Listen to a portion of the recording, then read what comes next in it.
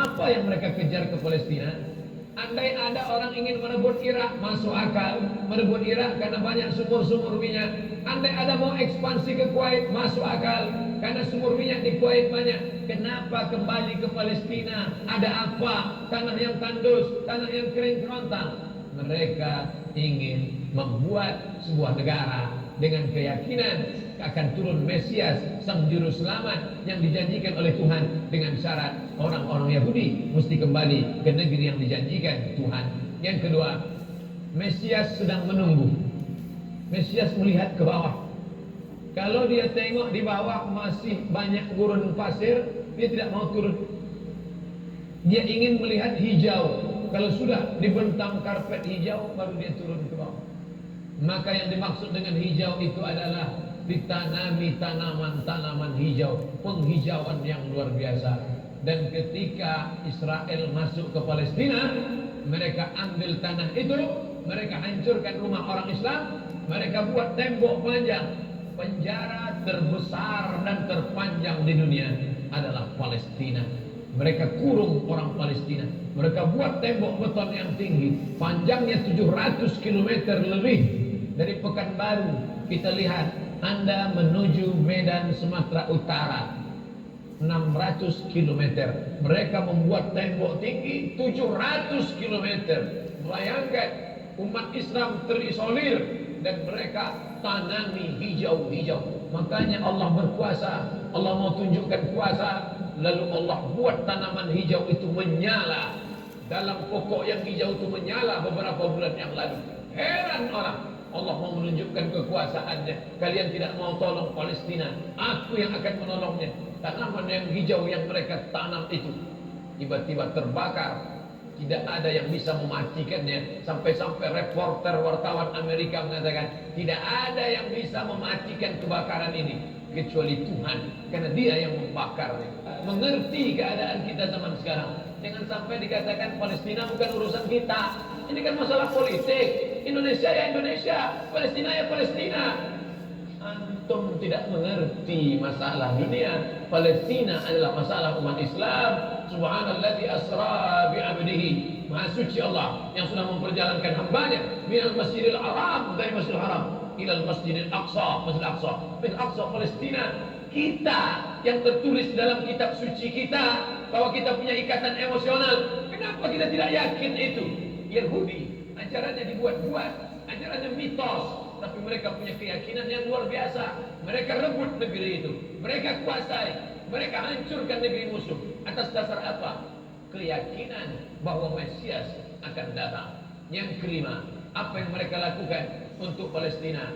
Mereka meyakini ada Temple of King Solomon, tempel, kuil King Solomon, Raja Sulaiman. Tentang pula orang Indonesia latah dikatakannya Sulaiman ini kerajaannya bukan di Palestina, di Yogyakarta, Sleman. Kata dia, King Solomon itu punya tempel kuil, dan Temple of King Solomon letaknya pas di bawah Al-Masjidil Aqsa. Apa maknanya? Mereka mengeruk setiap hari bulldozer, traktor, ekskavator, terus mengeruk keliling Masjidil Aqsa. Mereka ingin meruntuhkan Masjidil Aqsa. Tulis Temple of King Solomon, enter, pilih image, tampak gambar, replika. Inilah kerajaan Sulaiman yang ada di bawah Masjidil Aqsa. Akan mereka naikkan. Mereka sudah bangunkan rumah kecil replikanya. Seperti orang Riau membuat rumah replika, rumah Melayu Kampar, rumah Melayu Siak, rumah Melayu Bengkalis. Di mana rumah itu? Di Purna MTQ. Anak-anak kita kalau mau tahu bagaimana rumah Melayu Kampar, bagaimana rumah Melayu Siak, bagaimana rumah Melayu Pelalawan, pergi ke sana. Sebagiannya ada, sebagian tak ada, entah kemana pergi.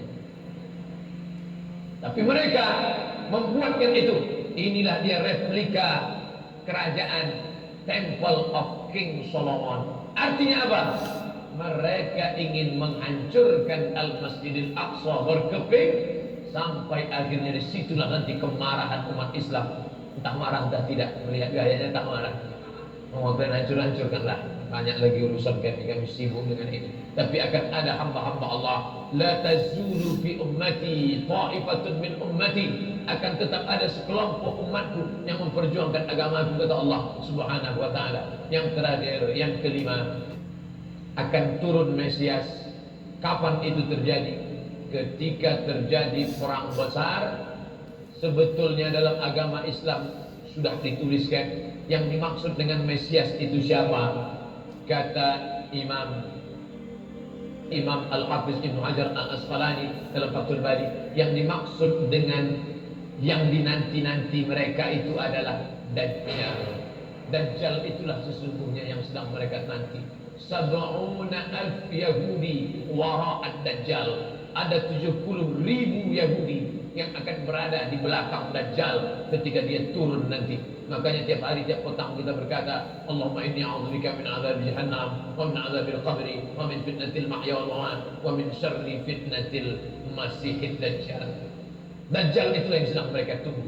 Dajjal itu yang sedang mereka nanti-nantikan.